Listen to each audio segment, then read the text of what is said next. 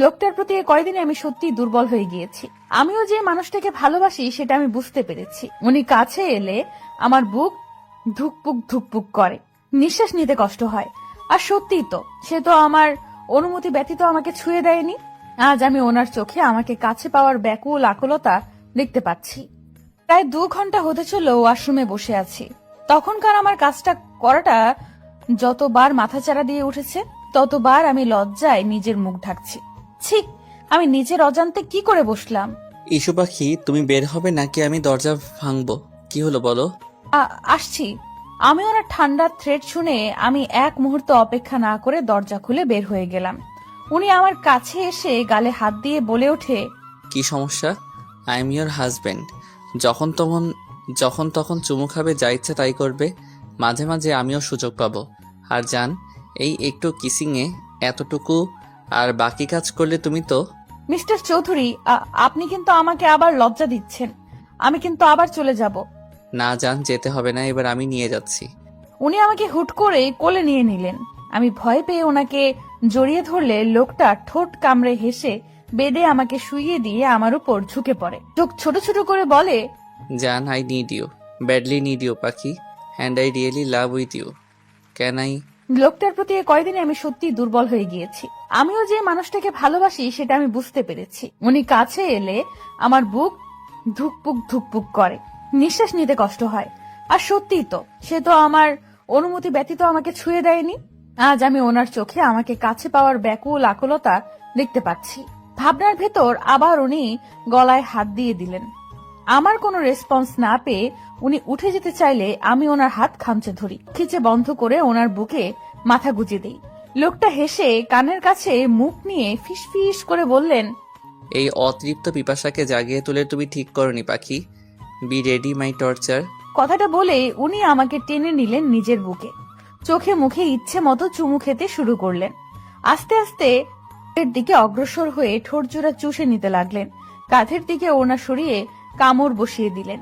ব্যথায় কুকিয়ে উঠলে ছোট ছোট চুমু দিতে থাকে। আমি লজ্জায় চোখ বন্ধ করে আছি। এক হাতে কোমর জড়িয়ে আরেক কানের নিচে দিয়ে চুলের ভেতরে ঢুকিয়ে ঠোঁটে চুমু খেলো। সারা শরীর শিরশির করে কেঁপে উঠল। ওনার মাতাল নেশালো স্পর্শে মিস্টার চৌধুরীর শার্ট খামচে ধরলাম। আস্তে আস্তে ডুব দিলাম ভালোবাসার সাগরে, যেখানে এক সমুদ্র ভালোবাসা দুজনের জন্য বরাদ্দ।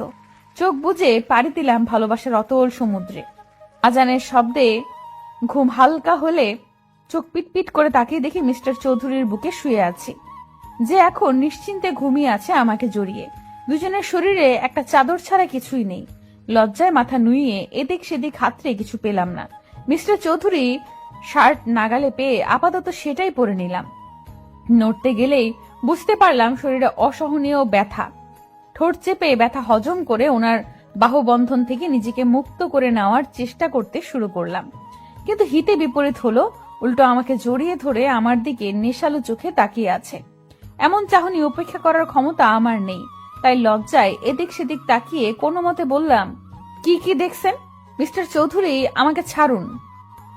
সন্ধ্যা হয়ে এসেছে, সবাই কি ভাববে?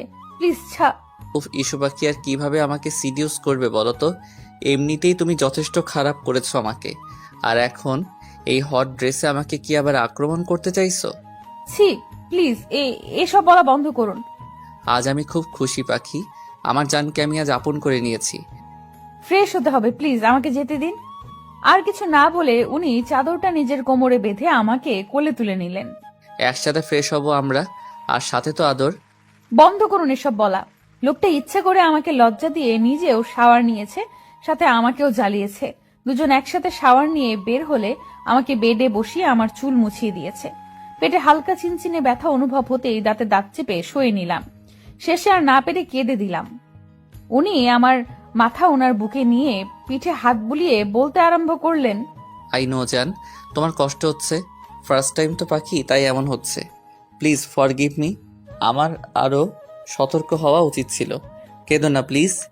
কিছুক্ষণ চুপ থাকার পর উনি ওড়না নিয়ে আমার মাথায় দিয়ে নিলেন। হাত ধরে বাহিরে যাওয়ার ইশারা দিলেন। এটা একটা সিম্পল বিষয় পাখি, আর এখানে আমরা ছাড়া কেউ ছিলাম না যে আমাদের রোম্যান্স কেউ দেখেছে। তাই লজ্জা না পেয়ে চলো। তুবা এই নিয়ে 11 বার দরজা নক করে গেল। ছি, আপনি ইচ্ছে করে এবার এমন করছেন? উনি ক্রূর হেসে আমার হাত জড়িয়ে নিচে নেমে এলেন। তুবা আর আপু সন্দিহান চোখে আমার দিকে তাকিয়ে আছে। সায়ন ভাইয়া, মিস্টার চৌধুরী আর তুহিন ভাইয়া কথা বলছে। যেহেতু সন্ধ্যা হয়ে এসেছে, তাই তুহিন ভাইয়া এসেছে তুবাকে নিয়ে যেতে। আম্মু তার চাচিমা নাস্তা দিচ্ছে, কিন্তু এর মধ্যে আমি এনা বা রাইসা কাউকেই দেখতে পাইনি। ভাবনার মাঝেই আপু চুলে হাত দিয়ে ফিসফিস করে বলে উঠল, কিরে, ঘরে বসে এত টাইম রোমাঞ্চ করছিলি বুঝি? বাহ, আদর তো ভালোই করলো ভাইয়া। নিশা, আরে এমন জানলে কি আর আমি বারবার দরজা নক করে ডিস্টার্ব করতাম? তো কি কি আদর করলো রে? হ্যাঁ, নিশ্চয়ই খুব বেশি আদর খেয়েছিস। থাক, আজকে নাস্তা না করলেও চলবে তোর। উফ, কি শুরু করলে তোমরা? আপু এসব কি বলছো? আর তো তুবা কিসের আদর? হ্যাঁ। এর মাঝে মিস্টার চৌধুরী আমার পাশে বসে পড়লেন। হাতে পাস্তা নিয়ে আমার মুখের সামনে ধরলেন।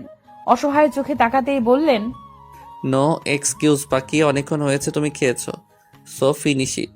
উপায় না পেয়ে খেয়ে নিলাম ওনার হাতেই। তুবা আপু আর বাকি সবাই ওনার কর্মকাণ্ডে ব্যস্ত, তাই ওরাও মজা নিচ্ছে আর খাচ্ছে। চাচ্চু এসে জানায় কালকের দিনটা থাকতে, কিন্তু উনি আগেই বলে দিয়েছে কাল ওনার জরুরি মিটিং আছে। তাই আমি আর আপু মুখ কালো করে বসে আছি। শেষে নিজের বাড়িতেও এক রাতের বেশি থাকতে পারবো না।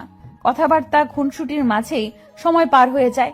রাইসা বা এনা আপুকে না দেখে অস্থিরতা কাজ করছে। এক ফাঁকে বাগানে নিজের গাছগুলো দেখতে এলে দেখি দুজন কিছু বলছে। এনা আপু আমাকে দেখে রেগে সামনে আসে। রাইসা তা করতে চেয়েছে, কিন্তু দুজন একসাথে হওয়াতে ধাক্কা খেয়ে মাটিতে পড়ে গেল। আমি হেসে দিলে রাইসা মাটি থেকে উঠে আমার হাত চেপে ধরে বলে, খুব হাসি পাচ্ছে তাই না? খুব আনন্দে আছিস তুই, কিন্তু বেশি দিন এই সুখ তোর কপালে সইবে না। তুমি আমার আভারকে দূরে করেছো তাই না? কিন্তু তোমার আসল পরিচয় জানলে আভার কেন, তুমি নিজেই নিজেকে ঘৃণা করবে। তখন থেকে আপনি আর রাইসা তুই একই কথা বলছিস। আগে কিছু কর, তারপর বলিস। মিস্টার চৌধুরীর কাছ থেকে আমাকে কেড়ে নেওয়া অসম্ভব। আমার কথার মাঝেই কাঁধের ওড়না সরে গিয়েছে, ফলে মিস্টার চৌধুরীর দেওয়া ভালোবাসার চিহ্ন ঘাড়ের কাছে জলজল করছে। রাইসা তা দেখে আমার হাত টেনে ওড়না সরিয়ে ইশারা করে বলে, কিসের দাগ? এনা আপু তাকে জিজ্ঞেস করে। এক পর্যায়ে মাথার কাপড় পরে গেলে রাইসার হাতে ভেজা চুল লাগলে বলে ওঠে, এই তোর ঘাড়ে বুকে লাল হয়ে আছে কেন রে? কিসের দাগ ঈশা? রাইসার রাগী কথায় আমার প্রভাব না পড়লে এনা আপু আমার চুল ধুয়ে বলে, ভর সন্ধ্যায় তোমার চুল ভেজা কেন? এই কথা বলছো না কেন? আর আমি মুখ খুললাম, রাইসা তুই নিশ্চয়ই বাচ্চা না, আর কেউ না জানুক তোর শরীরে এমন হাজারটা চিহ্ন আছে। আমার কথায় রাইসা মুখটা কাচুমাচু করে তাকিয়ে আছে। এবার এনা আপুর দিকে তাকিয়ে বলে উঠি, এনা আপু বিবাহিত মেয়েদের স্বামীর কাছে থাকলে যখন তখন শাওয়ার নেওয়ার সায়েন্সটা নিশ্চয়ই আপনাকে হাতে কলমে ধরে বোঝানো লাগবে না। আপনারা জানতে চান তো কেন কি হয়েছে? তাহলে শুনুন, আমার হাজবেন্ড মিস্টার চৌধুরী আমাকে আদর করেছে। হয়েছে শান্তি, নাকি আপনাদেরকে আরো প্রমাণ দেওয়া লাগবে? আপনি যথেষ্ট বুদ্ধিমতী আপু, তাই বলছি রাইসার সাথে মিশে আমাকে নিয়ে ভেবে নিজেকে আরো নিচে নামাবেন না। আমার কথায় এনা আপুর মধ্যে ইফেক্ট পড়লেও রাইসার তেমন কিছুই দেখা গেল না। আমিও রেগে তাই চলে এলাম। কিন্তু এতক্ষণে সব কথা কেউ সাইডে দাঁড়িয়ে শুনছিল, আর মুচকি হেসে বিড়বিড় করে বলতে লাগলো, দ্যাটস মাই ইস্যু পাখি, আরবের কুইন। কথার তেজেই আজ তুমি বুঝিয়ে দিলে পাখি তুমি দুর্বল নও, কিন্তু তোমাকে আরো শক্ত হতে হবে জান। ভালোবাসি আমি আমার পরিটাকে। আধা আধা চোখে দেখছি মিস্টার চৌধুরী আমার মাথায় জল পড়তে দিচ্ছে। বিড়বিড় করে কিছু বলছে, কিন্তু আমার কানে তার বলা বাক্যগুলো আসছে না। কিন্তু এতটুকু শুনতে পেলাম, জান, কিছু হবে না পাখি। I am sorry. সরি পাখি, আমি তোমাকে না ছুলে আজ তোমার এমন অবস্থা হতো না। লোকটা এই কথাটা না হলেও 1000 বার জব করেছে। হালকা চোখে ভাবতে লাগলাম কিছুক্ষণ আগের কথা। বাগান থেকে আসার পর থেকে শরীরে ঠান্ডা অনুভূতি হয়। গল্প করতে করতে সবাই ডিনার শেষ করে লাস্ট মোমেন্টে মাথা ঘুরতে আরম্ভ করে। তেমন একটা পাত্তা না দিয়ে বসে থেকে ডিনার টেবিলে সবার সাথে, কিন্তু হঠাৎ গা গুলিয়ে উঠলে নিজেকে সামলে কোনো মতে উঠে বেসিনে গিয়ে গড়গড় করে বমি করে দেই। আমার এই অবস্থা দেখে সবাই নিজের খাওয়া রেখে আমার কাছে চলে আসে। মিস্টার চৌধুরী উত্তেজিত কণ্ঠে বলতে আরম্ভ করে, ইস্যু কি হয়েছে? জান, শরীর খারাপ লাগছে, এদিকে এসো। আমার খুব খারাপ লাগছে চৌধুরী সাহেব। আর কিছু বলার আগেই মাথা ঘুরতে লাগলো। মিস্টার চৌধুরী আমার মাথা তার বুকে নিয়ে চোখে মুখে পানি দিতে লাগলো। কিছু সময় বাদে নিজের শরীরের ভারসাম্য রাখতে না পেরে ঢলে পড়লাম ওনার গায়ে। আমাকে আঁকড়ে নিয়ে কোলে তুলে নিলেন। ভরসার স্থান পেয়ে মুখ গুজে দিলাম। ওনার পেছনে একে একে সবাই ঘুরে এলো।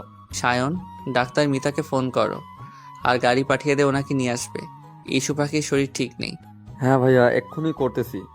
মেয়েটার তো এমন হুটহাট শরীর খারাপ করে না, কি হলো ওর? আম্মু, ওর তো শরীর গরম হয়ে আসছে, আর সেন্স তো এখনো নেই। সায়ন, প্লিজ কিছু করো। কল করেছি ভাইয়া, উনি আসতেছে। কান্না করো না তুমি সামিয়া। মিস্টার চৌধুরী এক ধ্যানে আমার দিকে তাকিয়ে আছে। কিছু সময়ের মধ্যেই আমার চোখ মুখ শুকিয়ে গিয়েছে। চোখে মুখে পানি দিলে আস্তে করে চোখ খুলে সবার আগে গভীর চাহনির মানুষটার ব্যাকুল চোখ জোড়াই নজরে পড়ে। আমাকে তুলে বসালো। আধো আধো কণ্ঠে সবাইকে চিন্তা করতে বারণ করি, কিন্তু বিপত্তি বাধে যখন মিস্টার চৌধুরী গায়ে গড়গড় করে বমি করে দেই। সবাই নাক ছিটকালেও এই মানুষটার মুখে শুধু আমি ব্যাকুল চিন্তার আভাস পাই। আমি লজ্জা ভয়ে কান্না করে দেই। নিজের সাথে ওনাকেও নোংরা করে দিয়েছি। ভয়ে জোরে জোরে কান্না করে দেই। তখন ডাক্তার মিতা রুমে প্রবেশ করে। মিস্টার চৌধুরীকে দেখে বলে আগে আমাকে ফ্রেশ করে দিতে। আপু আর চাচিমা কাছে এলে মিস্টার চৌধুরী মানা করেন। সবাইকে স্পেস দিতে বললে সবাই রুমের বাইরে যায়। আমি আধো কণ্ঠে ভয় পেয়ে বলে উঠি, আমি ইচ্ছে করিনি, প্লিজ আমাকে বকবেন না। হুশজান, কিছু হয়নি, কান্না করো না পাখি। আমি এতটুকু রাগ করিনি। আমি ফ্রেশ করিয়ে দিচ্ছি পাখি, তুমি চুপচাপ থাকো। এইভাবে তার গায়ে বমি করে দিলাম। কি গন্ধ, ছি! আর এই মানুষটার মুখে শুধু আমাকে নিয়েই চিন্তা। এতটুকু ঘৃণা নেই এসবে। আচ্ছা, আমার কপালে কি সত্যি এত সুখ ছিল? ভাবনার মাঝে আমাকে ফ্রেশ করে চেঞ্জ করে দিলেন। নিজেও ফ্রেশ হয়ে চেঞ্জ করে নিলেন। আমাকে কোলে তুলে বিছানায় শুইয়ে দিলেন। দরজা খুলে দিলে সবাই ঘরে প্রবেশ করলেন। ডাক্তার মিতা মুচকি হাসলেন মিস্টার চৌধুরীর পাগলামি দেখে। ডাক্তার মিতা, ওর কি হয়েছে? সন্ধ্যায় তো ঠিক ছিল, জ্বরে গা পড়ে যাচ্ছে। এখন তো সিজন চেঞ্জ হয়নি, তাহলেও। মিস্টার আভার, আপনি শান্ত হন। আপনার ওয়াইফের তেমন কিছু হয়নি, সামান্য জ্বর হয়েছে। আমি চেক আপ করে ইনজেক্ট করে দিয়েছি। ওকে, বাট সকালের আগে ইস্যু পাখিকে ঠিক হওয়া চাই, অ্যাজ সুন অ্যাজ পসিবল।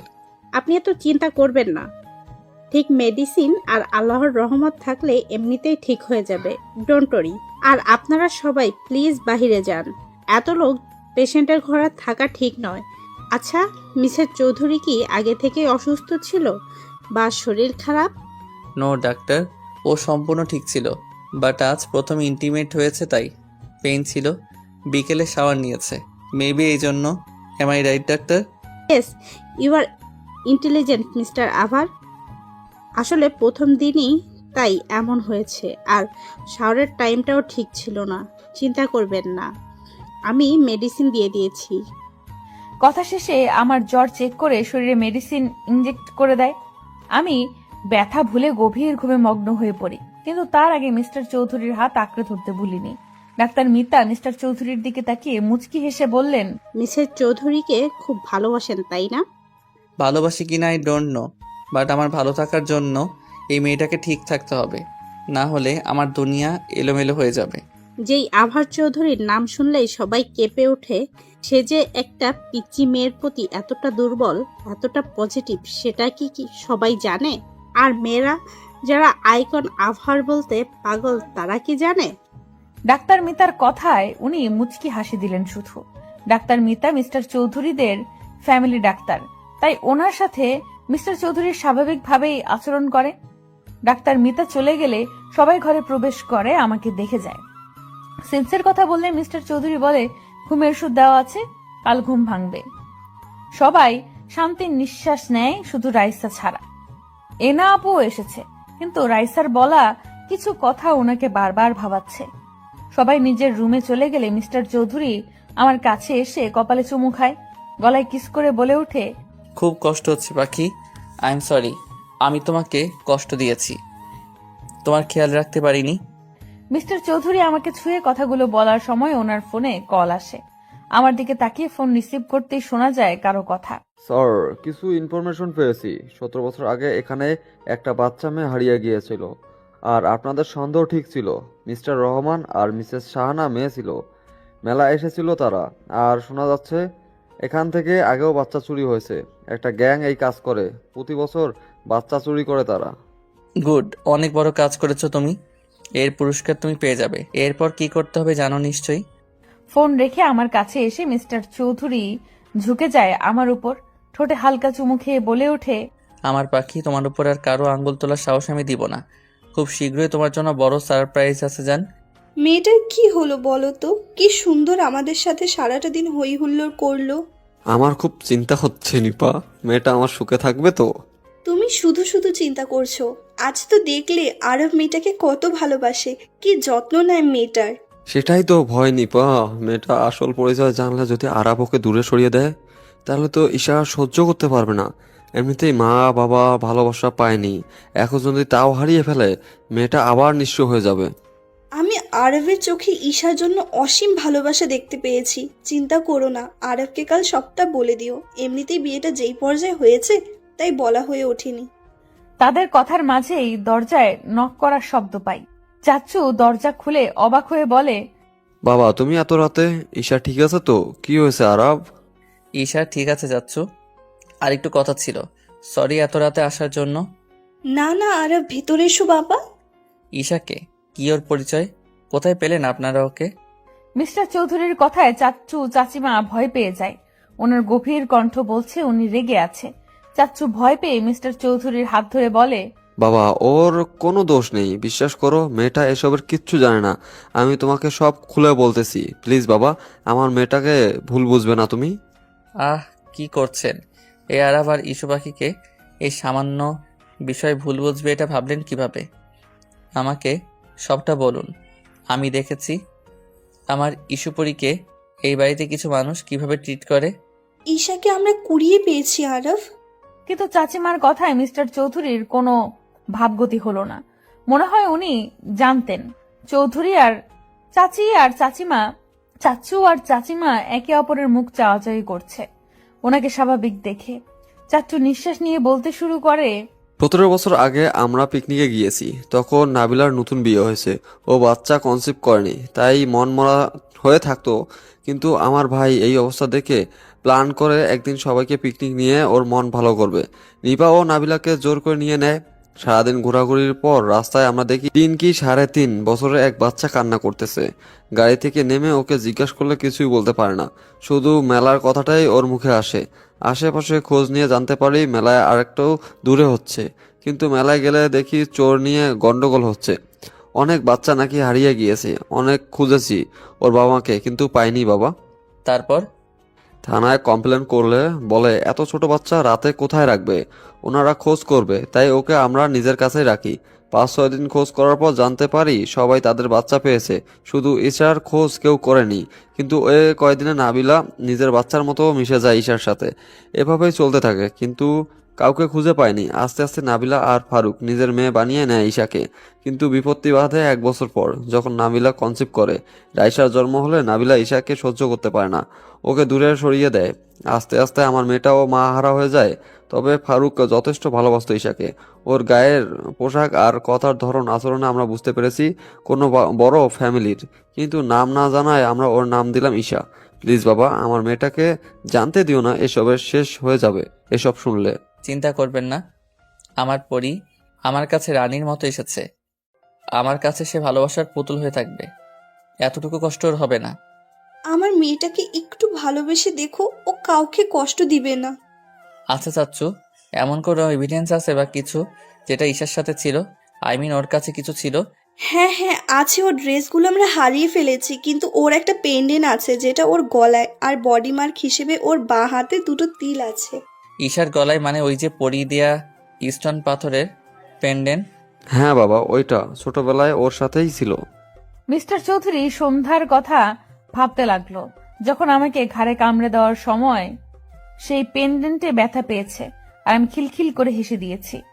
উনি হেসে চাচ্চু আর চাচিমার থেকে বিদায় নিয়ে বেডরুমে চলে এলেন। আমার হাত ধরে বললেন, আমি সন্ধান পেয়ে গিয়েছি পাখি। আর মাত্র কিছুদিন। তোমার জন্মদিনেই তুমি তোমার সবচেয়ে বড় সারপ্রাইজটা পাবে জান। বলতে বলতে আমাকে বুকে টেনে নিয়ে ঘুমিয়ে গেলেন। সে কখন থেকে বেডে পা তুলে বসে আছি। মিস্টার চৌধুরী সোফায় বসে আমার দিকে তাকিয়ে মিটমিটিয়ে হাসছে। এবার আরো রাগ লাগছে। সবাই আমাকে বকে গিয়েছে কেন আমি ভোর সন্ধ্যায় শাওয়ার নিয়েছি, কিন্তু কেউ তো জানে না এই ভদ্রলোকের জন্যই তো এসব হয়েছে। ঈশা, আম্মু খেয়ে নে, আর বকবো না। দেখ, তোর জন্যই তো বকলাম। আম্মু খেয়ে নে। তুমি ইভেন তোমরা সবাই আমাকে শুধু শুধু বকেছ। এখন খাবো না, আমার আরো ঘুম পাচ্ছে। আমার কথা এবার মিস্টার চৌধুরী আমার দিকে তেড়ে এসে বলে, চাচি আম্মু তুমি আমার কাছে দাও, আমি খাইয়ে দিচ্ছি। মেয়েটা বড্ড জ্বালায়। ওনার কথায় চাচিমা হেসে ওনার হাতে খাবার দিয়ে চলে গেলেন। আমি দ্রুত কম্বল দিয়ে মুখ ঢেকে নিলাম। উনি খাবার রেখে আমার কম্বল টান দিয়ে সরিয়ে দিলেন। আমি আরো জোরে চেপে ধরলে এবার গম্ভীর কণ্ঠে বলে, ঈশা, আমি তোমাকে খেতে ডাকছি, তুমি কি আসবে নাকি আমি নিজে টেনে আনবো? আমি কিছু করলে তুমি ব্যথা ছাড়া কিছুই পাবে না। এই প্রথম উনি আমাকে রুডলি ভাবে ডেকেছে, তাও ঈশা আমার নাম নিয়ে। ভালোবেসে ডাকিনি। হুট করে মনটা অভিমানে ছেয়ে গেল। এই মেয়ে, তোমাকে ডাকছি আমি, খাওয়া নিয়ে তুমি এত ইরেসপন্সিবল কেন? এটা খুব অভিমান হলো। মিস্টার চৌধুরী কি আগের মতো আমাকে ভালোবাসে না? এইভাবে তো আমার সাথে কথা বলে না উনি। অভিমানের অনুভূতি গুলো একজোট হয়ে মিস্টার চৌধুরীর কাছে ভিড়ে গেল। তাই আর কিছু না বলে নিজেই কম্বল সরিয়ে উঠে গেলাম। মুখ কালো করেও বুঝতে দিলাম না। ওনার হাত থেকে বাটি কেড়ে নিজেই মুখে পুরে নিলাম কর্নফ্লেক্স। উনি ঘাড় কাত করে আমার দিকে তাকিয়ে ফোন নিয়ে উঠে গেলেন। এবার মনে হচ্ছে কষ্টটা আরো চেপে থাকতে চাইছে। একটিবার আমার দিকে ফিরেও তাকালো না। আমি হয়তো ওনাকে জ্বালিয়েছি। না, পারলাম না। এবার ফুপিয়ে ফুপিয়ে কেঁদে উঠলাম। এক হাত দিয়ে চোখ মুছছি আর এক হাত দিয়ে খাচ্ছি। হাতের বাটিতে টান পড়ায় নিচের খেয়াল ফিরে পাই। কি হয়েছে? আমাকে দেখিয়ে দেখিয়ে কাঁদছো কেন? একদম আমার সামনে ন্যাকা কান্না করবে না, না হলে আমার থেকে কেউ আর খারাপ হবে না। এবার সব সীমানা পেরিয়ে গেল। ভালোবাসার মানুষগুলো এতটুকু অবহেলা আমাদের সহ্য হয় না। আর সেখানে উনি আমাকে বকছে, রীতিমতো মারবে বলছে। আর তাই না পেরে জোরে কেঁদে উঠলাম। কাঁদতে কাঁদতে বেড থেকে নেমে গেলাম। ওয়াশরুমে পা বাড়ানোর আগেই উনি কোলে তুলে নিলেন। নিজের কোলে বসিয়ে ওনার দিকে ফিরিয়ে নিলেন। চোখের পানি মুছতে মুছতে বললেন, আহারে আমার পরিরে জান, তুমি এতটা বাচ্চা কিভাবে হও? পাখি, তুমি কি জানো তুমি আমার জান? বোঝো তুমি এই আরবের জীবনে কতটুকু জায়গা জুড়ে আছো যার পরিমাপ করা যাবে না। আমার কপালে চুমু দিয়ে কথাগুলো বললেও আমি কান্না থামাইনি। ওনার বুক থেকে সরে যাওয়ার চেষ্টা করলেও এক চুল নড়তে পারিনি।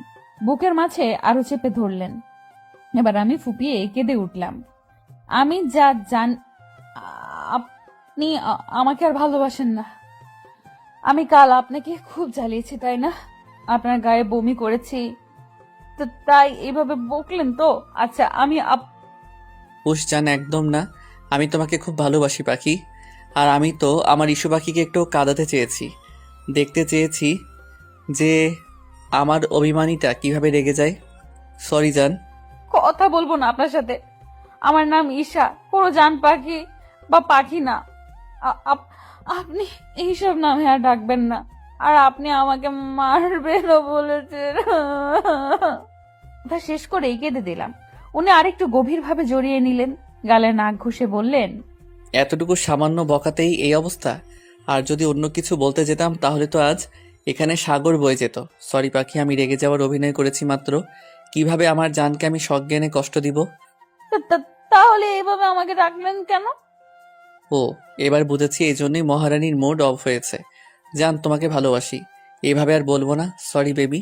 উনি কানে হাত দিয়ে ইনোসেন্ট ফেস করে সরি বলাতে আমি খিলখিল করে হেসে দিই। উনি কামিজের ভেতর হাত ঢুকিয়ে আর একটু কাছে টেনে নেন। আমার টোলে চুমু খেলেন। আমি স্থির হয়ে বসে আছি ওনার স্পর্শে। এবার আমার ঠোঁটের কাছে এসে চুষে নিতে লাগলেন। প্রথমে বাধা দিলেও পরে রেসপন্স করতে লাগলাম। প্রায় 5 মিনিট পর ছেড়ে আমার ঠোঁট মুছিয়ে দিলেন। দুজনেই হাঁপাচ্ছি। কিছু বলার জন্য মুখ খুলবো তার আগেই চিৎকার শুনে আশেপাশে তাকিয়ে দেখি রাইসা আর এনা আপু দরজার কাছে মুখ লুকিয়ে দাঁড়িয়ে আছে। প্রথমে ব্যাপারটা মাথায় না এলেও পরে মাথায় আসে। তাড়াহুড়ো করে ওনার কোল থেকে উঠে গেলাম। উনি ফোন হাতে নিয়ে ব্যালকনিতে চলে গেলেন। রাইসা এবার আমার দিকে তাকিয়ে চলে গেল। এনা আপুর দিকে তাকাতেই দেখলাম কিছু বলার জন্য এদিক সেদিক তাকাচ্ছে। তাই জিজ্ঞেস করলাম, এনা আপু কিছু বলবে? এসো ঘরে এসো। না মানে ঈশা আসলে বুঝতে পেরেছি আপুর মনের কিছু ঝড় চলছে, তাই আমি মুচকি হেসে আপুর হাত ধরে বললাম, কিছু বললে তুমি নির্দ্বিধায় বলতে পারো। আসলে ঈশা আমাকে ক্ষমা করে দিও। আমি শুরু থেকেই তোমাকে জ্বালিয়ে আসছি, তোমার ক্ষতি করার চিন্তায় আছি। আমাকে প্লিজ ক্ষমা করে দাও, আমি তোমার লাইফ থেকে চলে যাব। আপু, তুমি এর জন্য মন খারাপ করে আছো? আমি জানতাম তুমি ভুল বুঝতে পারবে, তাই বিশ্বাস ছিল। আর দেখো, আজ তুমি বুঝতে পেরেছো। আপু, আমি মিস্টার চৌধুরীকে ভালোবাসি কিনা জানি না, কিন্তু ওনাকে ছাড়া যে এক মুহূর্ত চলতে পারি না, সেটা আমি বুঝতে পেরেছি। উনি যে আমার অভ্যাস হয়ে গিয়েছে। চিন্তা করো না, আমি আর তোমাদের মাঝে আসবো না, চলে যাব। আরব যে তোমাকে খুব ভালোবাসে তার প্রমাণ আমি প্রতি পদে পেয়েছি, তাই আমি খুব করে সরি। আপু প্লিজ, আমাদের ছেড়ে চলে যেও না। তুমি তোমার ভুল বুঝতে পেরেছো, প্লিজ আপু যেও না। একটা ভালো পাত্র দেখে তোমার বিয়ে দিয়ে দিব। তুমি সত্যিই অনেক ভালো মেয়ে, আমি তোমাকে চিনতে পারিনি। তুমি খুব ভালো থেকো, অনেক সুখে থেকো ঈশা। আমি আপুকে গিয়ে জড়িয়ে ধরলাম। আপু চমকালেও পরে বুঝতে পেরে আমাকে জড়িয়ে ধরলেন। আপু কথা দাও যাবে না, আমি খুব মিস করব তোমায়। আমরা আজ থেকে বন্ধু, আগে তো শত্রু ছিলাম। এবার বুঝলাম আরবের ঈশা পরি কেন এত পাগল করেছে তাকে। আমি থাকবো আর তোমাদের জ্বালাবো। এনা আপুর কথা শেষ হলে মিস্টার চৌধুরী বেরিয়ে আসে। আপু আমাকে চোখ টিপে দিয়ে চলে যায়। মিস্টার চৌধুরী আমাকে দেওয়ালের সাথে চেপে ধরে কপালে চুমু খেয়ে নিলেন। আমার দিকে তাকিয়ে বললেন, ভালোবাসি পরি। তুমি এতটা নিষ্পাপ যে খারাপ মানুষগুলো তোমার সংস্পর্শে এলে ভালো হয়ে যায়। ভালোবাসি জান। মিস্টার চৌধুরী একটা কথা বলি। বলো জান। পারমিশন নিচ্ছ কেন? বরটা তো তোমারই। আমাকে ফুচকা খেতে নিয়ে যাবেন প্লিজ। হোয়াট? হায় আল্লাহ, এই লোকটা কি এখন বকবেন আমায়? মা তো বলেছিল উনি বাহিরের এসব অ্যালাউ করে না, তাহলে কি এবার বকবেন? নিয়ে যাব জান। আজ সারাটা দিন তোমার জন্য। তুমি যা চাইবে তাই পাবে। আমি ওনার বুকে মুখ গুজে বললাম, আপনি আমার লাইফে একজন ফেরেশতা মিস্টার চৌধুরী। আমি চাই, খুব করে চাই ভালোবাসার কাঙাল হয়ে থাকতে। পাবে জান। এই জীবনে ভালোবাসাগুলো তোমার জন্য বরাদ্দ। সময় মতো সব পাবে। এবার আদর করি আমি। মিস্টার চৌধুরী, চৌধুরী সাহেব। আয়নায় দাঁড়িয়ে মিস্টার চৌধুরীর কাণ্ড দেখছি। এই নিয়ে 100বার কপালে চুমু দিচ্ছেন আর ভালোবাসি শব্দটা বলছেন। কালো শাড়ি, কালো চুড়ি আর কালো গোলাপে আমাকে মুড়িয়ে দিয়েছেন। ম্যাচিং পাঞ্জাবি পরে আমার চোখে কাজল দিয়ে দিলেন। শাড়িতে সেফটি পিন দিতে দিতে বলে উঠলেন, আমার পরি যে এত আগুন সুন্দরী সেটা তো আমি খেয়াল করিনি। দেখো মেয়ে, আমি এখন কিন্তু বের হব, তাই একদম সিরিয়াস করবে না। আমি অবাক হয়ে গিয়েছি লোকটার এই কথায়। বলে কি লোকটা? এতক্ষণ তো নিজেই শাড়ি পরানো নিয়ে এত জ্বালাতন করলো আমাকে। মিস্টার চৌধুরী, আপনি কিন্তু আমাকে ব্লেম করছেন। আপনি তো আমাকে মানে আপনি নিজেই তো। বলো তোমাকে কি? না হলে আমি বুঝবো কিভাবে কি করেছি আমি। এই ভোলা ভালা ছেলেকে তুমি এখন ফাঁসাচ্ছ। উনি ঠোঁট কামড়ে হেসে কথাগুলো বলছেন। আমি বুঝেছি এই লোকটা আমাকে জ্বালিয়ে ভীষণ মজা পায়, তাই রেগে বলে উঠলাম, কিছু না, আপনি একটা অসভ্য। অনলি ফর ইউ জান। তুমি চাইলে আরেকটু অসভ্য হতে পারি। আমি আর কিছু না বলে মুখ ভেঙচি দিয়ে চলে এলাম। লোকটা বুকে হাত দিয়ে মুচকি হেসে বললেন, এই মেয়েটা আমাকে পাগল করে ছাড়বে। মাই কুইন, মাই ব্ল্যাক রোজ। সবার থেকে বিদায় নিয়ে চলে এলাম আমি আর মিস্টার চৌধুরী ঘুরতে। তো আমাকে সত্যি অনেক ভালোবাসে, তার প্রমাণ আমি পদে পদে পাচ্ছি। কেউ এত বলার পরেও এক মুহূর্তও থাকতে রাজি হয়নি। কিন্তু আমি ছোট্ট একটা চাওয়া, আমার প্রেমিক পুরুষের সাথে একটা দিন কাটাবো। উনি সেই কথা রাখতেই আজকে থাকতে রাজি হয়েছে। আপু আর সায়ান ভাইয়াও বের হয়েছে, কিন্তু ওরা আলাদা বের হয়েছে। নদীর পাড়ে ইচ্ছা মতো ঘুরে যেই না গাড়ির কাছে যাব, অমনি শাড়ির কুচি এলোমেলো হয়ে গিয়েছে। কিন্তু আমি বলার আগেই মানুষটা আমার পায়ের সামনে হাঁটু গেড়ে বসে পড়েন। রাস্তার মানুষ সব হা করে চোখ বড় বড় করে তাকিয়ে আছে, কারণ মিস্টার চৌধুরী আমার শাড়ির কুচি ঠিক করে দিচ্ছেন। কেউ কেউ দূর থেকে ভিডিও করছে।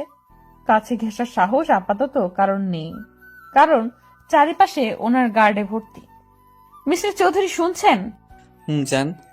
হয়েছে, এবার তো উঠুন। কিভাবে তাকিয়ে আছে। ফাঁকি, তুমি শাড়ি সামলাতে পারো না তাহলে কেন পড়লে? দেখলে তো মাঝ রাস্তায় এলোমেলো হয়ে গেল। এখন আমার দোষ দিচ্ছেন আপনি। আপনি নিজেই শাড়ি পরাবেন বলে জোর করে অত্যাচার করলেন। হোয়াট? অত্যাচার? কথাটা বলে উনি হু হা হা করে হেসে দিলেন। আমার চুলে হাত বুলিয়ে দিয়ে বলতে আরম্ভ করলেন। লাইক সিরিয়াসলি জান, আমি তোমায় অত্যাচার করি? মানে আমি এই আরাফ আমার জানকে কষ্ট দেই? এই যে আপনি শাড়ি পরানোর সময় আমাকে জ্বালিয়ে অত্যাচার করেন। ওরে জান, এটা তো রোমান্টিক অত্যাচার। তুমি চাইলে আমি এখানেও। না প্লিজ, আপনি আমাকে ঘুরতে নিয়ে চলুন, এসব বাজে কথা বলবেন না। ওকে মিসেস, আপনি যা বলেন। আজকের দিনটা তো আপনার জন্যই। মুচকি হেসে হাত বাড়িয়ে দেয়। আমি ভরসার হাত পেয়ে জড়িয়ে যাই ওনার হাতে। রাস্তার অনেকেই এখনো একইভাবে তাকিয়ে আছে, কিন্তু আমি তাকিয়ে আছি আমার দেখা সুদর্শন কেয়ারিং চৌধুরী সাহেবের দিকে, যে একমাত্র আমার সামনেই এতটা নরম মানুষ। ঘোরাঘুরির এক পর্যায়ে ফুচকা স্টল দেখে ওনার হাত খামচি ইশারা করি। উনি ব্রু কুচকি কিছুক্ষণ আমার দিকে তাকিয়ে থেকে নিয়ে গেলেন ফুচকা স্টলে। দোকানিকে উনি এমন ভাবে ইনস্ট্রাকশন দিচ্ছে মনে হচ্ছে দোকানটা আজ আমার জন্য খোলা হয়েছে। এই মামা ফুচকা দিন, ঝাল দিয়ে মজা করে বানিয়ে দিবেন। নো, তুমি এত ঝাল খেতে পারবে না জান, শরীর খারাপ করবে, এমনিতেই তুমি অসুস্থ। এই যে শুনুন মিস্টার চৌধুরী, আপনি চুপচাপ বসে থাকুন। আপনি আজ কথা দিয়েছেন সারাদিন আমার যা চাই তাই আমার ইচ্ছা, যেভাবে খুশি সেভাবে চলবো, খুশি হব। আমি ফুচকা দেখলে মাথা ঠিক থাকে না, তাই এত বাধা না মেনে ফুচকা খাওয়া শুরু করলাম। নিজে মুখে দেওয়ার আগে একটা ফুচকা হাতে নিয়ে মিস্টার চৌধুরীর সামনে ধরলাম। জানি উনি খাবে না, তবু ইচ্ছে হলো ওনাকে নিজের হাতে খাইয়ে দেই। মানুষটা তো আমাকে কত যত্ন নিয়ে খাওয়ায়, কিন্তু আমাকে অবাক করে দিয়ে উনি আমার হাত থেকে ফুচকা খেয়ে নিলেন। আমি অবাক হলেও মুচকি হেসে খাওয়াতে মন দিলাম। এতটুকু বুঝতে পেরেছি মিস্টার চৌধুরী মুগ্ধ নয়নে আমার দিকে তাকিয়ে আছে। 3-4টা মুখে পড়তেই বুঝলাম নাগা মরিচের পরিমাণ একটু বেশি ছিল, কিন্তু খাওয়া অফ না করে একের পর এক খেতে লাগলাম। চোখ মুখ লাল হয়ে এলেও মিস্টার চৌধুরীর বকার ভয়ে খেতে লাগলাম। এবার আর না পেরে রেখে দিলাম। চোখ দিয়ে অনবরত পানি পড়ছে। সামনে আইসক্রিম দেখতে পেয়ে তাকিয়ে দেখলাম মিস্টার চৌধুরী হাতে নিয়ে ইশারা দিচ্ছেন। জান, তোমার ঝাল লেগেছে, এটা খাও, একটু বেটার লাগবে। আর কিছু না বলে উনি এগিয়ে এলেন, আমাকে নিজের হাতে খাইয়ে দিলেন। মুখের অংশ শেষ করে মিস্টার চৌধুরীর গাল স্পর্শ করে বললাম, আপনি আমাকে বকলেন না কেন? আমি বকলে কি তার আদরি স্পর্শটা পেতাম? এই যে তার এতটুকু ছোঁয়া আমাকে পাগল করে দেয়, সেটা তো আমার পরই জানে না। আমার হাতে চুমু খেয়ে উঠে এলেন। মেলা হচ্ছে শুনে বায়না ধরলে উনি বিনা বাক্যে আমাকে নিয়ে যায়। চুরির দোকানে গিয়ে কাচের চুড়ি কিনে নিজের হাতে পরিয়ে দিলেন। দূর থেকে কেউ কেউ অবাক চোখে তাকিয়ে আছে ওনার দিকে, কারণ বাহিরে এখনো কেউ জানেই না তাদের ক্রাশ স্বয়ং আয়ান আরাফ চৌধুরী বিয়ে করেছে, যে কিনা এসব প্রেম বিয়ে আর মেয়েদের থেকে 10 হাত দূরে থাকে। পুরো মেলা ঘুরে উনি রেস্টুরেন্টে নিয়ে গেলেন। পছন্দের ডিশ অর্ডার করলে উনি নিজের হাতে আমাকে খাইয়ে দেয়। বাহিরে বের হলে শীত শীত অনুভব হতেই হাতের উপর থেকে হাত দিয়ে মালিশ করতে থাকি। মিস্টার চৌধুরীর কাছে এসে গাড়ি থেকে চাদর নিয়ে আমার গায়ে জড়িয়ে দেয়। আমি অবাক চোখে তাকিয়ে চাদরে আঙুলে তাক করে বলি, লেডিস চাদর কোথায় পেলেন? আমি জানি জান, তুমি নিজের জন্য এতটুকু খেয়াল রাখো না। এই যে এখন শীতে কষ্ট পাচ্ছ, কে ভুগছে, আমি না তুমি? আমি আসলে বুঝতে পারিনি। না জান হুশ, আমি আছি তোমার খেয়াল রাখার জন্য। কথা শেষ করে উনি আমাকে আরেকটু কাছে টেনে নিলেন, গালে গভীর চুম্বন লেপটে দিলেন। কানের কাছে রিনি ঝিনি আওয়াজ শুনে চোখ খুলে দেখি মেলায় দেখা সেই ঝুমকোগুলো, যা আমি মুগ্ধ নয়নে দেখেছি, কিন্তু মিস্টার চৌধুরীর ফোন আসায় তিনি কলে ব্যস্ত ছিলেন, তাই আর মুখ ফুটে বলিনি। কিন্তু মানুষটা সেটা নজরে রেখেছে। এতটা খেয়াল কি কেউ কারোর জন্য রাখতে পারে? ঝুমকোগুলো আমাকে পরিয়ে দিলেন নিবিড় যত্নে, 2 হাতে আগলে নিলেন বুকের ভেতরে। আমিও মুখ গুজে দিলাম আমার নামে লিখিত মানুষটার বুকে। শাড়ি ভেদ করে পেটে স্লাইড করতে করতে বললেন, আমার গভীর যতনে তোমাকে বুকে লুকিয়ে রাখবো পরি। আমার সব সুখ তোমার হোক, ভালোবাসি, আজীবন ভালোবেসে যাব।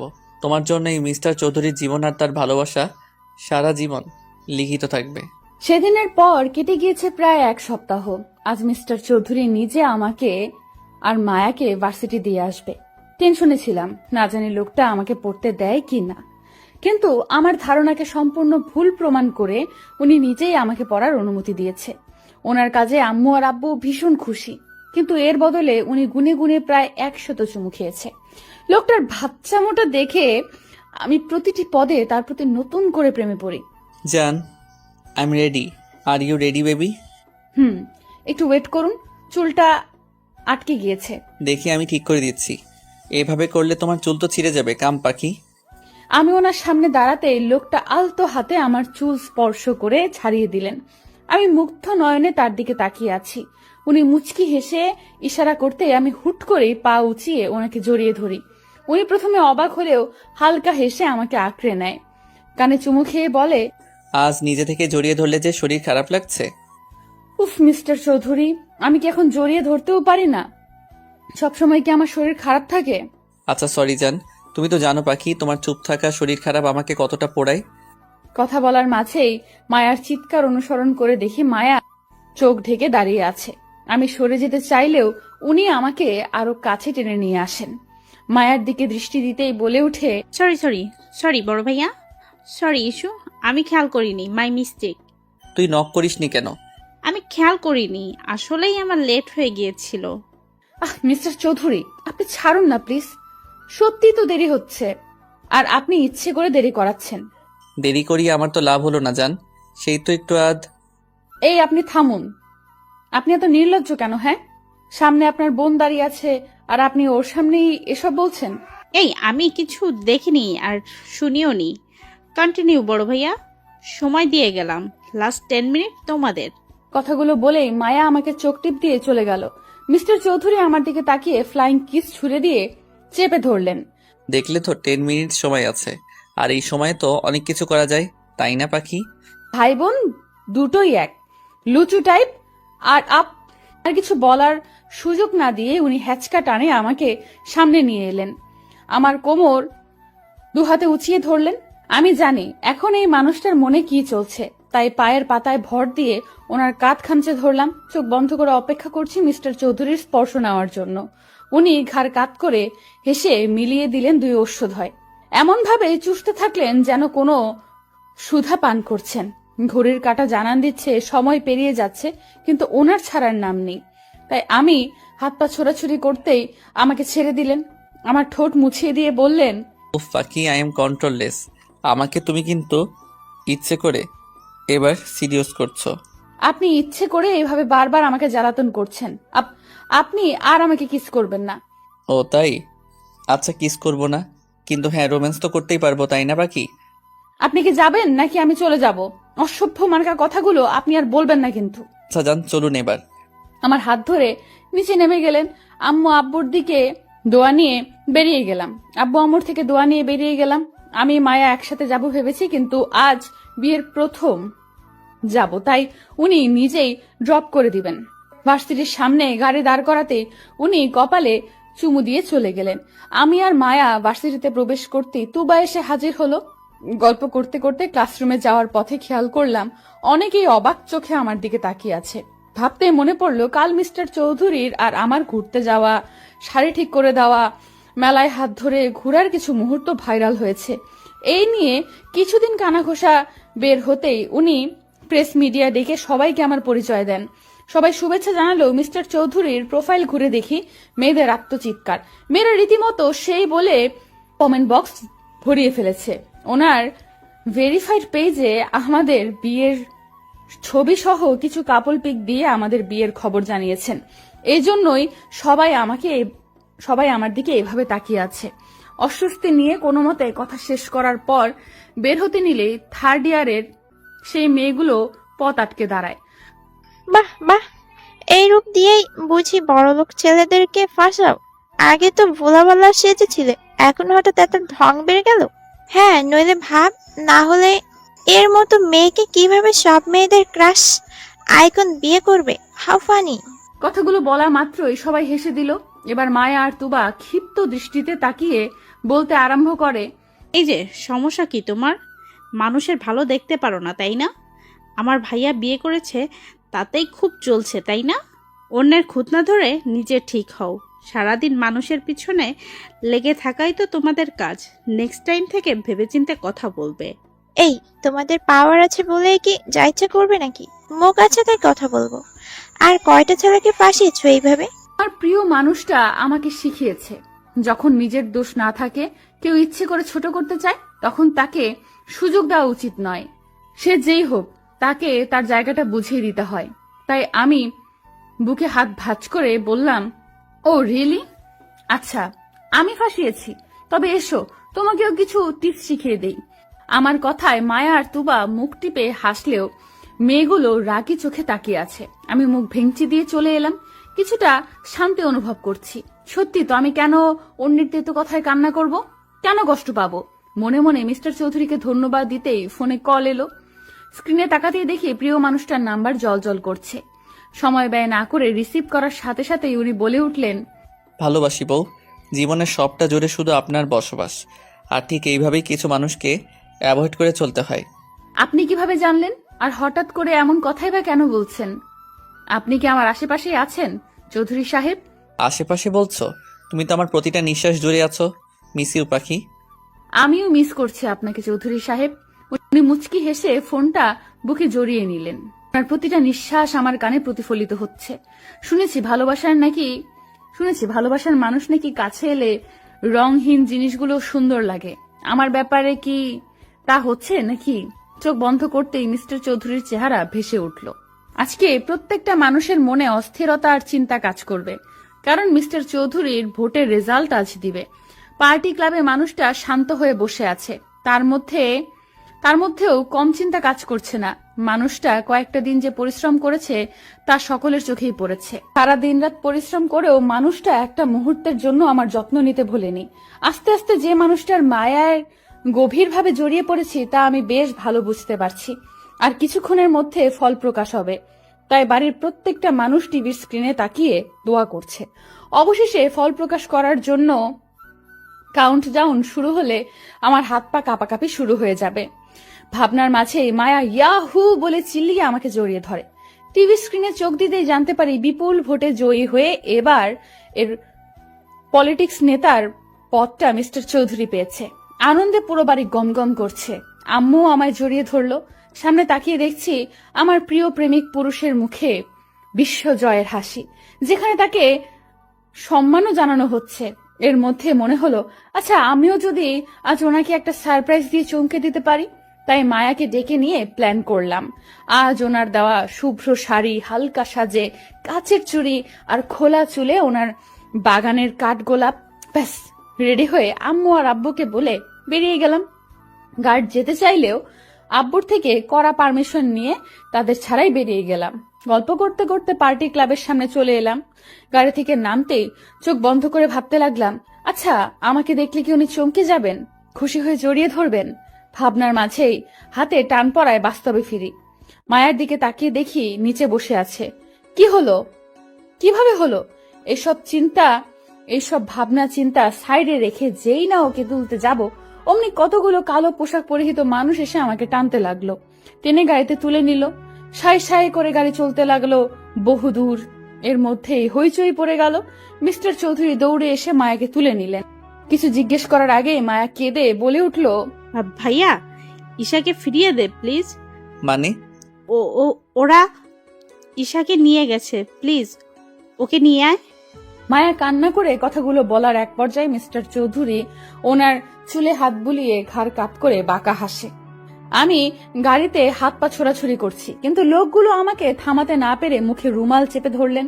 আস্তে আস্তে সব ঝাপসা হতেই ভাবতে লাগলাম, আচ্ছা আর কি আমার শেষ কথাটা ওনাকে বলা হবে না? আমি কি মারা যাব? মিস্টার চৌধুরী তো বলেছে আমাকে সকল বিপদ থেকে রক্ষা করবে।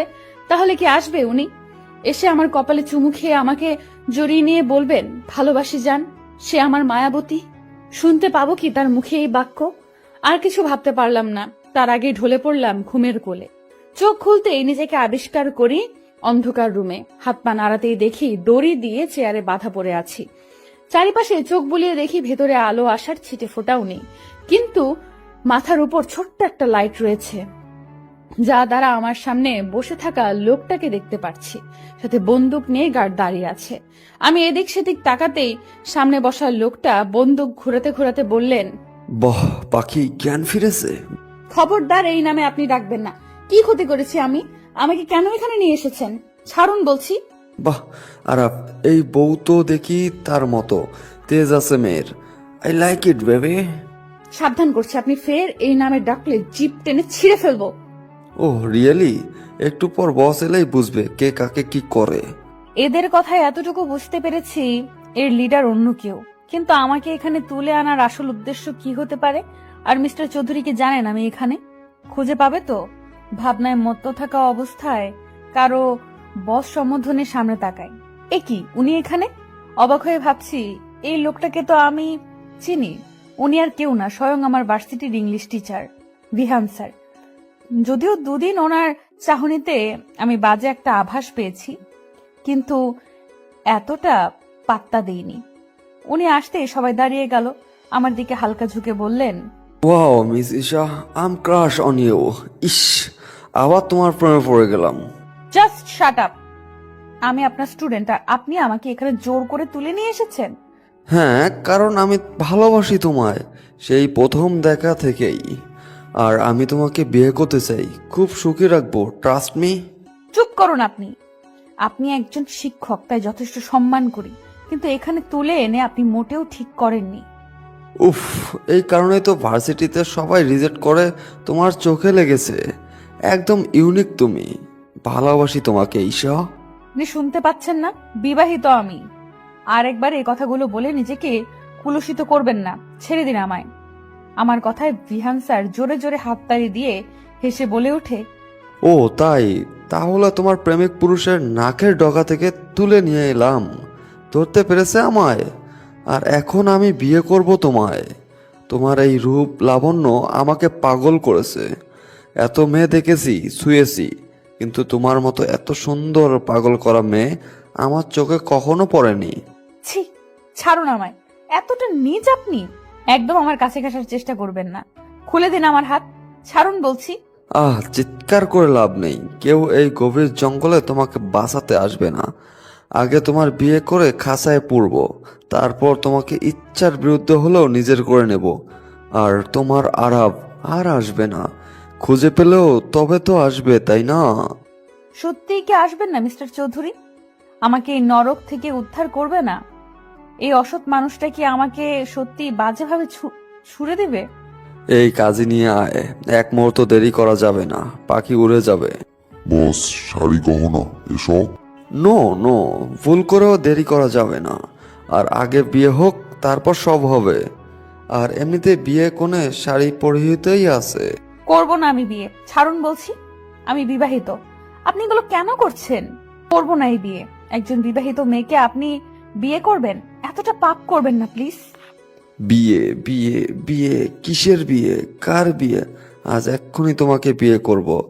আর সোজা কথায় না হলে আঙ্গুল বাঁকাতে হবে। আমাকে রাগিয়ে দিলে তোমার ভালো হবে না, তাই চুপচাপ বিয়েটা করে নাও। আমি মরে গেলেও এই বিয়ে কিছুতেই করব না। এই ঈশার মনে শুধু তার চৌধুরী সাহেবের বাস। আমি শুধু আমার মিস্টার চৌধুরীকেই ভালোবাসি। শুনতে পেয়েছেন? আমার কথায় বিহান স্যার চোখ লাল করে তাকিয়ে হাতের কাছে চেয়ারটা জোরে আছাড় মেরে আমাকে টেনে তোলেন। আমি ব্যথা পেলেও খিচে সহ্য করে নিলাম। হাত চেপে ধরে হিস হিসে বলে উঠলেন, আজ পর্যন্ত তোমাকে ভালোবেসে ভালো চোখে তাকিয়েছি। যেই মেয়ে চোখে লেগেছে তার সর্বনাশ করেছি। কিন্তু তোমাকে বিয়ে পবিত্রভাবেই ছুতে চেয়েছি, কিন্তু তুই আরাফ আরাফ করে পাগল হচ্ছিস। তাই এবার আগে বাসর হবে, পরে বিয়ে হবে। দেখি তোকে কে বাঁচাতে আসে। উনি কথাটা বলেই আমাকে টেনে হিসড়ে অন্য রুমের দিকে বেডে ধাক্কা দিয়ে ফেলে শার্টের বোতাম খুলতে খুলতে এগিয়ে এলেই আমি ঝট করে উঠে ধাক্কা দিতেই আমাকে আবার ফেলে দিলেন। সামনে এগিয়ে আসছে, আমি হাত জোর করতে করতে পিছিয়ে যাচ্ছি। উনি আমার শাড়ির আঁচলে হাত দেওয়ার আগেই চোখ বন্ধ করে মিস্টার চৌধুরীর মুখটা মনে মনে অবলোকন করে নিলাম। দুফোঁটা অশ্রু বিসর্জন দেওয়ার সাথে সাথেই ভেবে নিলাম আজ পৃথিবী থেকে চিরতরে মুক্তি নিব। এই লোকটার বাজে স্পর্শ যে একটু পর আমার ভালোবাসার মানুষের পবিত্র ছোঁয়া মুছে দেবে। ভাবতে ভাবতে ডুকরে কেঁদে উঠলাম, কিন্তু হুট করে হাতে টান খেতেই দেখলাম বিহান স্যার সামনে পড়ে আছে আর মিস্টার চৌধুরী হিংস্র চোখে ওনার দিকে তাকিয়ে আছে। চারিপাশে গার্ডে ভর্তি। মিস্টার চৌধুরীকে দেখে আর কিছু না ভেবে এলোমেলো পায়ে এগিয়ে গিয়ে জড়িয়ে ধরলাম। উনিও আমাকে জড়িয়ে নিলেন। বিহান উঠে মিস্টার চৌধুরীকে আঘাত করতে এলেই মিস্টার চৌধুরী একঘা বসিয়ে দেয়। বিহান স্যার ব্যথায় কোকিয়ে মাটিতে বসে পড়েন। উনি এবার আমার দিকে তাকিয়ে হাত দিয়ে দু গাল আগলে বলে উঠলেন, জান, কি হয়েছে? কাঁদছো কেন? এই তো আমি এসেছি। এই কুত্তার বাচ্চা কার গায়ে হাত দিতে চেয়েছে তা হারে হারে বোঝাবো। আমাকে উনি বিয়ে করতে চেয়েছে। আমি বারণ করেছি তাই জোর করে আমাকে।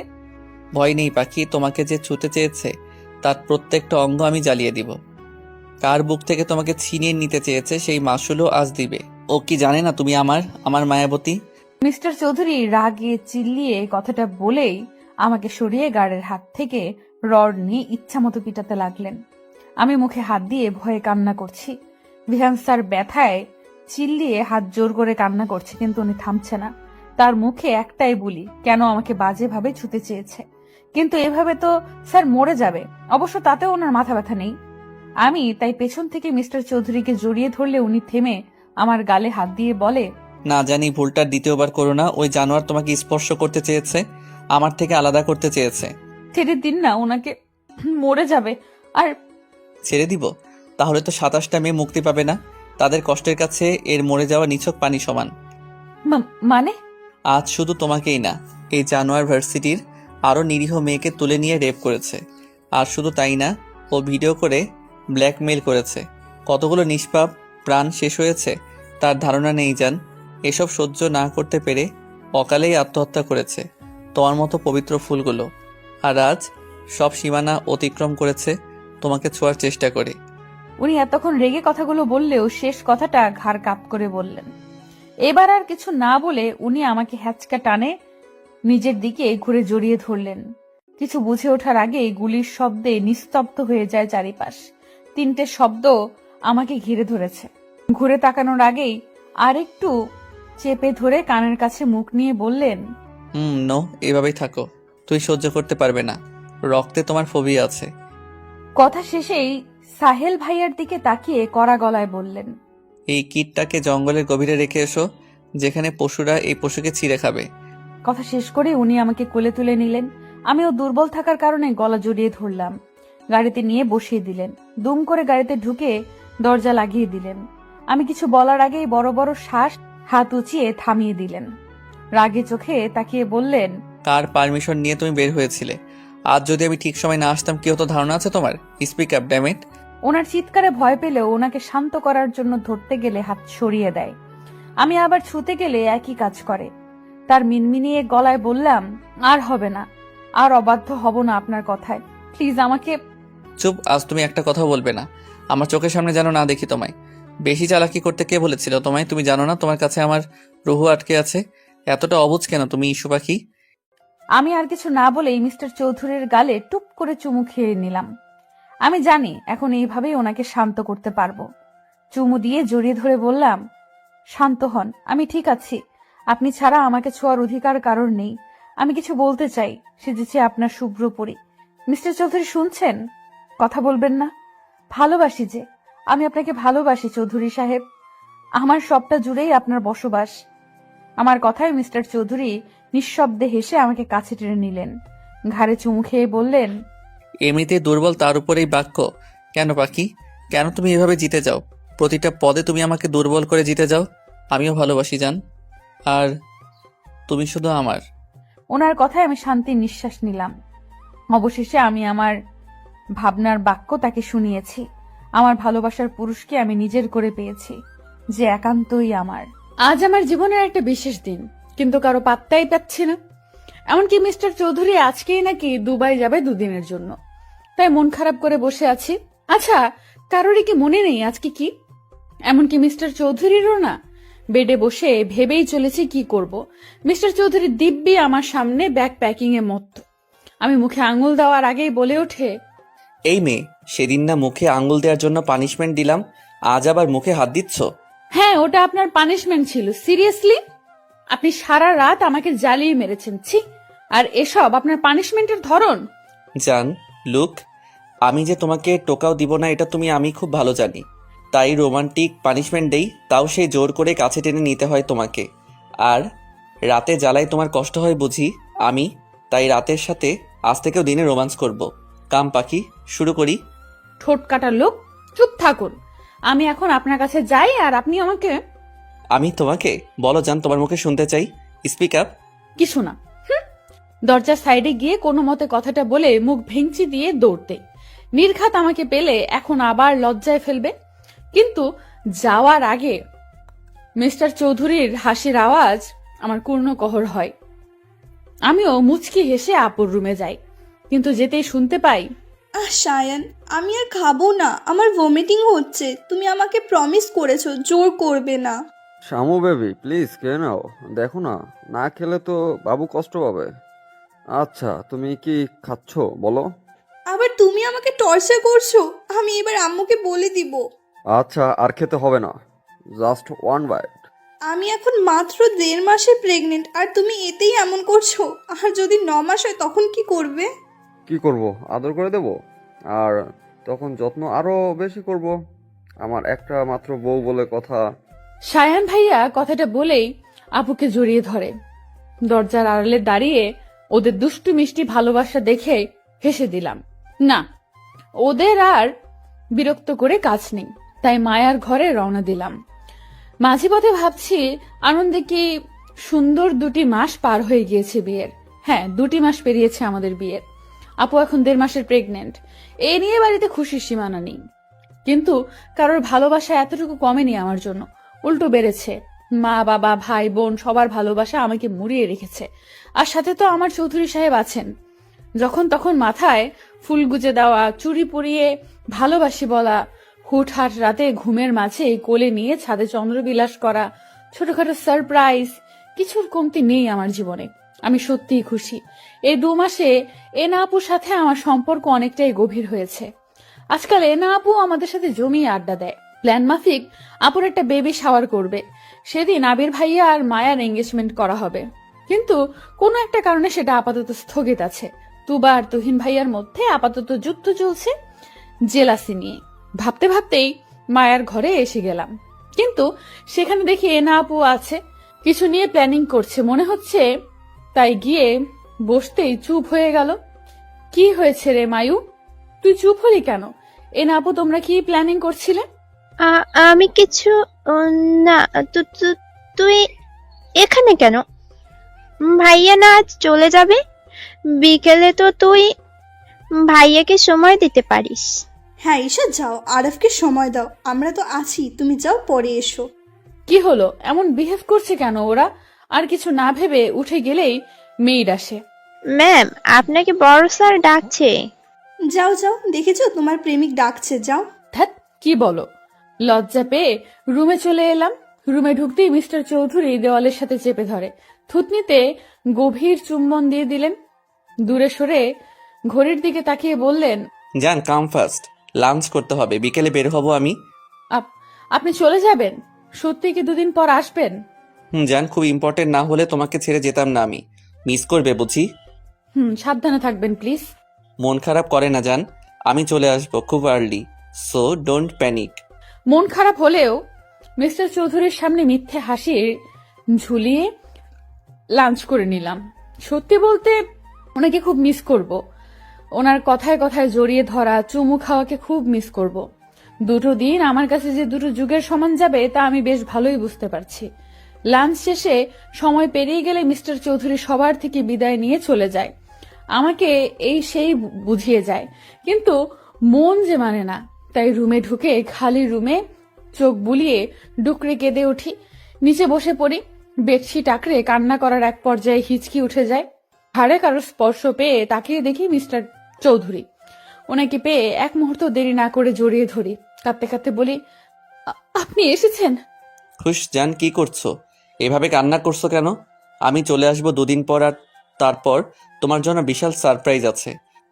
আমার সারপ্রাইজ লাগবে না, আপনি ঠিকঠাক ফিরে আসুন। এই তো আমি কাঁদছি না, দেখুন। তোমাকে আদর করতে ভুলে গিয়েছি জান, তাই তো আবার ফিরে এলাম। আর না এলে তো জানতেই পারতাম না তুমি এতটা মিস করো আমায়। আপনি আমার নিঃশ্বাসে আছেন, আমার অস্তিত্ব। আপনি আমার অভ্যাসে পরিণত হয়েছেন চৌধুরী সাহেব। কথাগুলো বলেই নিবিড়ভাবে জড়িয়ে ধরলাম। আমাকে উঁচু করে চুম্বন করলেন ওষ্ঠদয়ে। রাত 11:46 ঘরে বসে আছি, কিন্তু আজকে কেউ আমার ঘরে এসে একটিবার উকিও দিল না। যেই মায়া আমার কাছে আসে সে এখন একবার ঘুরেও তাকালো না। আজকে এমন করছে কেন সবাই? আম্মু আর আব্বুও ঘুমিয়ে গিয়েছে। এনা আপুর কাছে গেলে ব্যস্ত বলে তাড়িয়ে দিল। পুরো বাড়ি অন্ধকার হয়ে আছে। নিচের রুমে লাইট অন করে ফোনের স্ক্রিনে তাকিয়ে আছি, কিন্তু তুবার কোনো খবর নেই। আপু সন্ধ্যাবেলায় যে ঘুমিয়েছে আর খবর নেই। এমনকি চাচ্চু আর চাচিমাও আজ কল দিল না। অভিমানে ছেয়ে থাকা মনটা গুমোট অন্ধকারে ভর করলো। কেউ মনে রাখেনি একটু বাদে কি, এমনকি কাছের মানুষও নেই, এমনকি কাছের মানুষগুলোও নেই। ভাবতে ভাবতে ঘুমিয়ে গেলাম সোফার কাঁধে। হুট করে চিৎকারের শব্দে ঘুম উবে গেল। আশেপাশে তাকিয়ে দেখি চারিদিকে আলোর ছড়াছড়ি, ছোট ছোট লাইটিং এ ডেকোরেট করা পুরো ছাদের অংশ। আমার ভিন্ন অ্যাঙ্গেলে তোলা ছবিগুলো সাজিয়ে রাখা, বেলুনে ভর্তি। টেবিলে আমার পছন্দের ব্ল্যাক ফরেস্ট কেক আর ফুলের বুকেতে ঠাসা। আনন্দে আত্মহারা হয়ে চিল্লিয়ে লাফিয়ে উঠি মুখে হাত দিয়ে। কর্ণকুহরে আসে হ্যাপি বার্থডে ঈশা। আমি তাকিয়ে দেখি আব্বু, আম্মু, চাচু, চাচিমা, তুবা, তুহিন, আপু, শাহিন ভাইয়া, সায়ান ভাইয়া, আবির ভাইয়া, মায়া, এনা আপু, সাথে সব মেয়েরা হাসি মুখে দাঁড়িয়ে থাকে। আমি খুশি হলেও এদিক সেদিক তাকিয়ে ভাবছিলাম, সবাই সারপ্রাইজ দিল কিন্তু মিস্টার চৌধুরী একবারও আমাকে কল করলো না। সবাই একে একে জড়িয়ে ধরে উইশ করে গিফট হাতে দিল। হুট করে লাইট অফ হয়ে যায় ছাদের। সবাই চেয়ার আপ করতে শুরু করে। উৎসুক চোখে তাকিয়ে আছে। অন্ধকারের এক সাইডে লাইট অন হলে তাকাতে মুখে হাসি ফুটে ওঠে। Happy birthday my queen, many many happy returns of the day পাখি। তোমার দুঃখগুলো মুছে যাক, খুশির আবির্ভাব হোক। গড ব্লেস ইউ জান। আমি অবাক চোখে তাকিয়ে আছি। উনি এখানে কখন এলেন? উনি তো দুবাই গিয়েছিল। তাহলে তার মানে সব ওদের প্ল্যান ছিল। আজ এর জন্যই সবার বিহেভিয়ার এমন ছিল। মায়া রেনা আপুর দিকে তাকাতেই কটকটিয়ে হেসে দিল। সবার কাছে জানতে চাইলে বলে এসব মিস্টার চৌধুরীর প্ল্যান ছিল। চাচু চাচিমা বিকেলে এসে আপুর ঘরে ছিল বিধায় আপু ঘর থেকে বের হয়নি। আর মিস্টার চৌধুরীকে দুবাইয়ের কথা জিজ্ঞেস করতেই বলে, জান, আমি আজ সারাদিন বাসায় তোমার সামনে থাকলে স্পেস পেতাম না। তুমি কাছে থাকতে এত অ্যারেঞ্জমেন্ট কিভাবে করতাম বলো? এই জন্য একটু নাটক সাজিয়েছি পাখি। ওরা সবাই মিলে আমাকে বোকা বানালে আর আমি কিনা ওদেরকেই মনে করে দিতে চাচ্ছিলাম আজ আমার বার্থডে ছিল। কথা শেষে সবাই মিলে কেক কেটে সেলিব্রেশনে মত্ত হয়। মিস্টার চৌধুরীকে কেক খাওয়াতে গেলে উনি আমাকে খাইয়ে দেয় না, তাই মুড খারাপের ভান ধরি। একে একে সবাই ছাদ থেকে চলে গেলে আমার হাত ধরে মিস্টার চৌধুরী কেকের সামনে নিয়ে আসে। ইশারায় কি বোঝালো, কেক গালে ঠোঁটে মুখে মাখিয়ে দেয়। দু হাতে উঁচু করে উপরে তুলে ফেলে। তারপর ইচ্ছে মতো কেকের নাম করে আমার নরম গাল আর ঠোঁটের উপর অত্যাচার চালায়। হাঁপিয়ে গেলে ছেড়ে দেয়। কাছে টেনে গালে হাত দিয়ে বলে, কি ভেবেছো পাখি? তোমার থেকে ইম্পর্ট্যান্ট আর কিছুই নেই আমার কাছে। আপনার জন্যই এই আয়োজন। কেমন লেগেছে সারপ্রাইজ জান? খুব খুব খুব ভালো। কিন্তু আম্মু কেন এলো না? এখনো কি রেগে আছে আমার উপর? না জান, আজকের দিনে মন খারাপ করো না। রেগে নেই, উনি আসতে চাইনি। চাচু চেয়েছিল, কিন্তু উনি রাইসার করা কাজের জন্য লজ্জিত। রাইসা 2 মাস আগে একটা ছেলের সাথে রাতে বাজে অবস্থায় রাস্তার লোক সম্মুখীন হয়। ছেলে বললে ভুল হবে, লোকটার বয়স আনুমানিক 35-এর উপরে।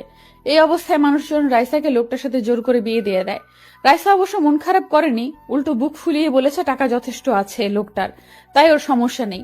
আম্মু রেগে ওকে বাড়ি থেকে বের করে দেয়। হুট করে ফ্লোর থেকে পা সরাতেই বুঝি উনি আবার কোলে নিয়েছে। পাখি, তোমাকে সারপ্রাইজ দিয়ে আই এম সো টায়ার্ড, তাই আমার এনার্জি দরকার।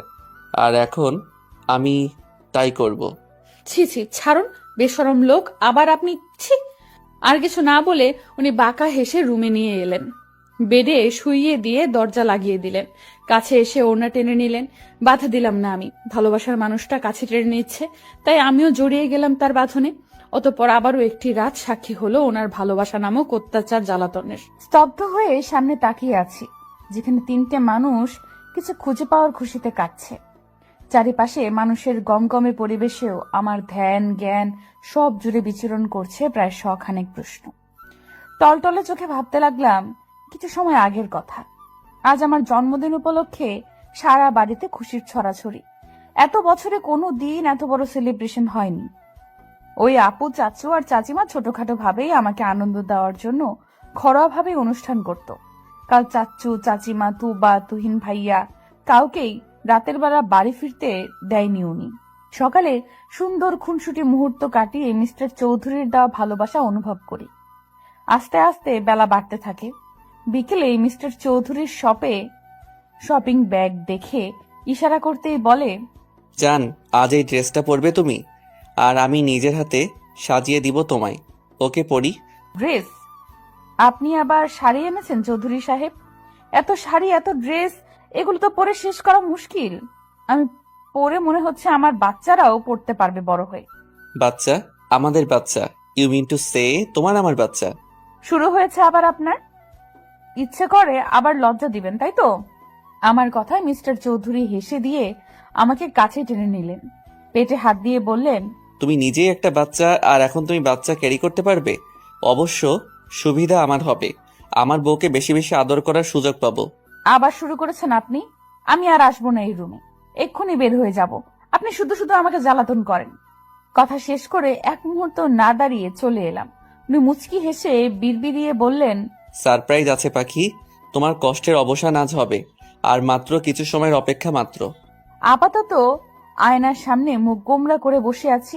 মিস্টার চৌধুরী দিব্যি আমাকে সাজিয়ে যাচ্ছে। আচ্ছা, এই লোকটা এত এনার্জি পায় কোথায়? আমি তো একটুতেই হাঁপিয়ে যাই। আমি এনার্জি পাই তোমার হাসি দেখে পাখি। তোমার ওই টোল পড়া হাসিটা আমায় সবকিছুতেই দুর্বল করে দেয়, আবার সবকিছুতেই এনার্জি যোগায়। এই আপনি আমার মনের কথা বুঝতে পারেন কিভাবে? আমি তো কথাটা মনে মনে বলেছি।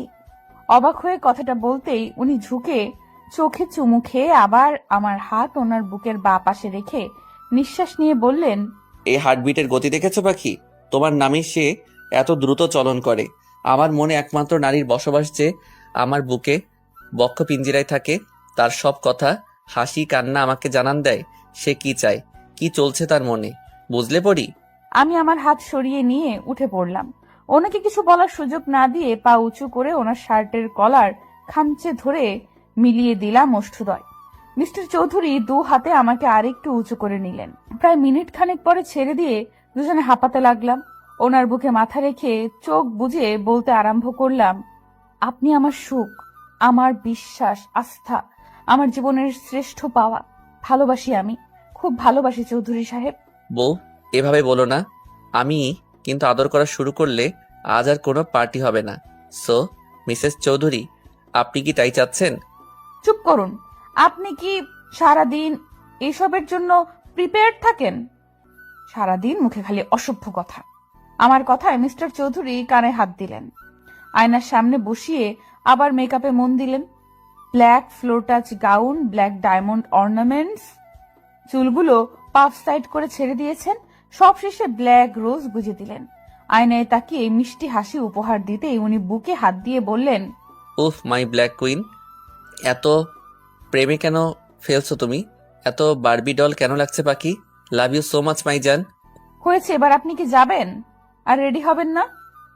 প্লিজ চৌধুরী সাহেব, চলুন না। Okay dear.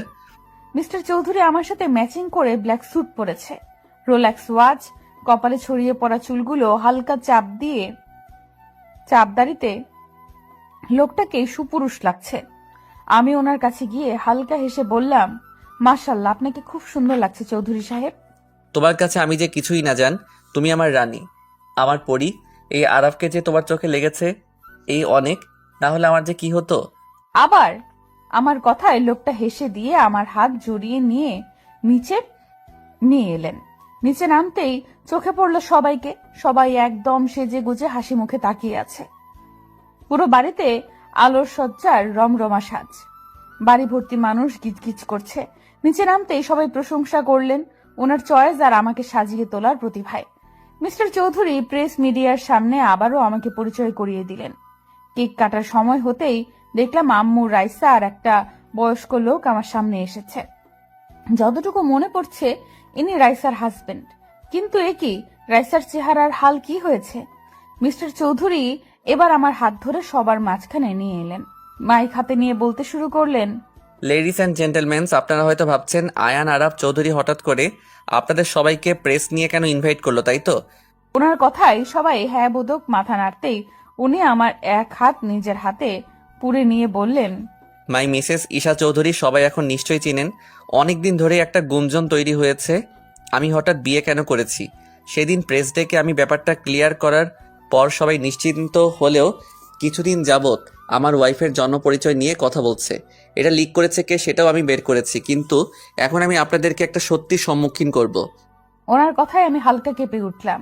কি, আমার জন্ম পরিচয় নিয়ে কথা উঠেছে? কিন্তু আমি জানলাম না কেন? ওনার দিকে জিজ্ঞাসু দৃষ্টিতে তাকাতেই উনি আমার হাতে হাত রেখে বললেন, জান, বি স্ট্রং, তোমার অনেক কিছু জানতে হবে। আজ তুমি জানবে তোমার পরিচয় কি, কে তুমি। কে আমি? আমি কি আমার আম্মুর মেয়ে না? কি হলো, কথা বলছেন না কেন? আজ থেকে 17 বছর আগে তুমি হারিয়ে গিয়েছিলে। তোমার তখন বয়স মাত্র 3.5। তুমি যাদের এত বছর ধরে ফ্যামিলি ভাবো তারাই তোমাকে কুড়িয়ে পেয়েছে। তোমাকে তোমার আম্মু রাইসা আর তোমার দাদি কেন দেখতে পায় না জানো পাখি? কারণ তোমাকে তারা আপন ভাবেনি। কিন্তু এখন আমি পরিচয়হীন না যায় সেটা বলতে চাচ্ছেন আপনি? আপনি আমাকে ছেড়ে দিবেন? কাঁদতে কাঁদতে কথাটা বলতেই মিস্টার চৌধুরী চোখের পানি মুছিয়ে বললেন, না, তোমার পরিচয় আছে। তুমি কোনো পরিচয়হীন না পাখি। আর আজ তোমার বাবা মা এখানে উপস্থিত আছে। আছে? কোথায় তারা? আমি দেখবো তাদের, বলুন না কোথায় তারা? এই তো আমরা, আমার পরিমা, এই যে আমি তোর মা বাবা। আমি শব্দ অনুসরণ করে তাকাতেই অবাক হয়ে যাই। আন্টি, আঙ্কেল, ফারাজ ভাইয়া। আন্টি না রে, মা, আমি যে তোর মা। আর দেখ তোর বাবা, তোর বড় ভাইয়া। ওনারা কেঁদে কথাটা বলতেই আমি স্থির চোখে তাকাই। এবার বর্তমানে ফিরে যাই। ভাগ্য দেখ, আজ তোর জন্মদিন, আজ তোকে হারিয়েছি আর আজ পেলাম। হ্যাঁ, আসলে এই দিনেই আমরা মেলায় ওকে খুঁজে পাই। যেহেতু আজকের দিনেই ওর নতুন পথ চলা শুরু হয়েছিল, তাই আজকের দিনটাই ওর জন্মদিন বলে আমরা পালন করি। তোমরা আমাকে কেন বলনি চাচ্চু? আমরা তোমাদের কেউ ছিলাম না, একজন আশ্রিতা মাত্র ছিলাম। না মা, তুই আশ্রিতা না, তুই আমাদের আরেক মেয়ে। তোকে আর সামিয়াকে আমরা আলাদা চোখে কখনো দেখিনি। সবার কথা শুনে আমি স্তব্ধ হয়ে দাঁড়িয়ে আছি। শরীর হালকা হয়ে আসতেই মিস্টার চৌধুরী আমাকে ধরে ফেলেন। না, আর না, আজ আমাকে সত্যিটা জানতেই হবে। যেভাবেই হোক আজ সত্যির মুখোমুখি আমাকে হতে হবে। মিস্টার চৌধুরীর হাতে ভর দিয়ে দাঁড়িয়ে যাই, আসল সত্য শোনার অপেক্ষায়। সবকিছু শুনে শুধু আমি না, বাড়ির বাকিরাও বিমূঢ় হয়ে তাকিয়ে রইল। আন্টি যে আমার মা, সে আমার সামনে এসে গালে হাত দিয়ে বলল, সেদিন যদি বায়না ধরে মেলায় না যেতাম তাহলে আজ আমার মেয়েটা আমার কাছেই থাকতো। মনে আছে পরীর বাবা? আমি ওকে প্রথম থেকেই বলেছি এ আমার মেয়ে পরী। হ্যাঁ, মায়ের মতো তো ঠিক চিনেছ। জানো আরাপ, সেলিনা বারবার পরীর কথা বলতো। আমার মিষ্টি পড়ি, ভাই তোকে কতটা ভালোবাসি জানিস? তোর মনে আছে আমি তোর জন্য চকলেট না এনে দিলে মুখ ফুলিয়ে থাকতি? তোর পুতুলগুলো আমাকে ছাড়া কাউকে দিতি না। আমি কিন্তু আজও তোর পুতুল কাউকে ছুতে দেই না। নিজের হাতে তোর রুম সাজিয়ে রেখেছি। আমার বিশ্বাস ছিল আমার পরি আসবে। সবার চোখে পানি। মিস্টার চৌধুরী আমার এক হাত জড়িয়ে এবার প্রেসের সামনে গিয়ে আবার বলল, আই হোপ সবাই আমার ওয়াইফের পরিচয় পেয়েছেন। সে কোনো পরিচয়হীন মেয়ে না, যথেষ্ট সম্ভ্রান্ত পরিবারের মেয়ে। আর আজকে যদি সে নিজের পরিচয় নাও পেত তাহলে তার জন্য বরাদ্দকৃত ভালোবাসা এতটুকু কমতো না। আমার ইস্যু পাখি যেমন, আমি তেমনি তাকে ভালোবাসি। ওনার কথায় রীতিমতো সবাই অবাক হলেও আমি অবাক হলাম না। জানি এই মানুষটাই আমার ভরসার স্থান, আমার আস্থা, আমার ভালোবাসা। এবার আমি আম্মুর দিকে তাকাতেই দেখলাম তার চোখের পানি গড়িয়ে পড়ছে।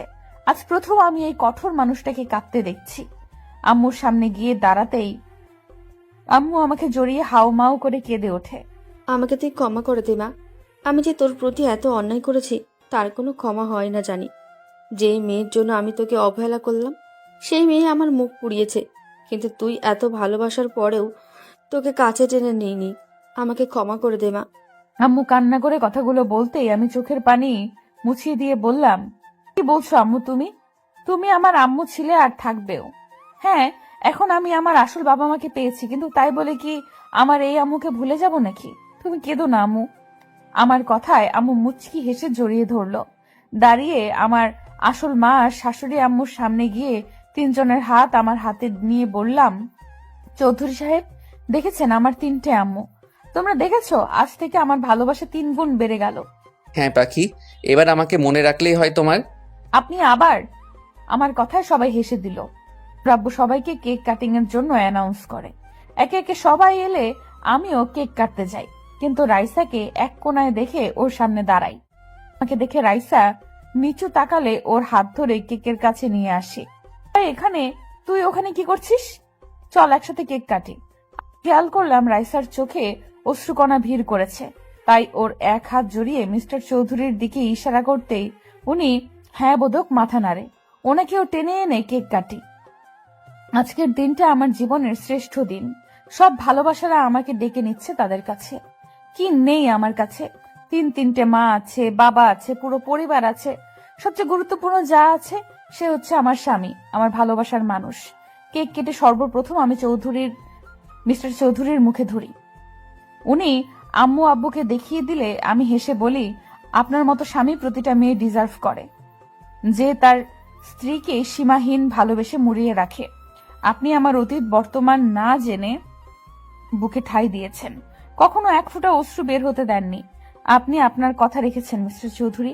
আজকে আপনার জন্যই এই আমি সব পেয়েছি। তুমি আমার এক আকাশ সমান অধিকার, আমার অতল সমুদ্রের ভালোবাসা। তাকে খুশি করা তো আমার দায়িত্ব। আজকের পর তুমি সবসময় এইভাবেই লিড করবে জান। উনি মুচকি হেসে কথাটা বলে উঠতেই করতালের আওয়াজে পুরো চৌধুরী বাড়ি ধ্বনি তুলল। উনি হুট করে হাঁটু গেড়ে বসে পড়লেন, হাত থেকে ডায়মন্ডের রিং বের করে সবার সামনে আমার হাত টেনে পরিয়ে দিলেন। আমার ইচ্ছে করছিল মানুষটার বুকে মিশে যেতে, কিন্তু বড়রা ছিল বিধায় পারিনি। উনি হয়তো আমার মনের কথা শুনতে পেয়েছেন, তাই উনি সবার সামনে আমাকে জড়িয়ে ধরলেন, কানের কাছে ফিসফিসিয়ে বললেন, আমি তোমার জান। যখন ইচ্ছে জড়িয়ে ধরবে, চুমু খাবে, কে বারণ করেছে? এত হেজিটেট এর কি আছে পাখি? অসভ্য লোক, মানুষ আছে, কি করছেন, ছাড়ুন। উনি ছেড়ে দিলেও পুরোপুরি ছাড়লেন না, আমার বাহু আঁকড়েই রইলেন। একে একে সবাইকে কেক খাওয়ানোর পালা শেষ হলো, যে যার মতো এনজয় করছে। সিঁড়ির দিকে চোখ পড়তেই দেখি তুবাকে জোর করে কেক খাইয়ে দিচ্ছে তুহিন ভাইয়া। বেচারি মনে হয় রেগেছিল, ঠোঁট ফুলিয়ে কিছু বলার আগেই তুহিন ভাইয়া কিছু একটা বলল। মিউজিকের সাউন্ডে শুনতে না পেলেও এতটুকু বুঝেছি আমার চৌধুরী সাহেবের মতোই অসভ্য মার্কা কথা বলেছে, নয়তো তুবা এখন এমন লাল নীল হতো না। একদল ফ্যামিলি দেখছে যারা জমিয়ে আড্ডা দিচ্ছে। আজ বাড়ির প্রতিটা সদস্যের মুখে প্রশান্তির হাসি। আপুকে ভাইয়া এখনো জোর করে ফল খাওয়াচ্ছে। আপু কপাল চাপড়াচ্ছে আর বিড়বিড় করছে, মায়া আর আবির ভাইয়া কি সুন্দর লুকিয়ে প্রেম করছে। অবশ্যই সামনেই ওদের এঙ্গেজমেন্ট, তবুও ওদের মতে বিয়ের আগে প্রেম করার মজাই আলাদা। সবাইকে পরখ করার চোখ যায় চৌধুরীর দিকে। উনি চোখ ছোট ছোট করে বুকে হাত গুজে বললেন, শেষ দেখা হয়েছে নাকি আরো বাকি আছে? সবার দিকে নজর খালি আমি ছাড়া।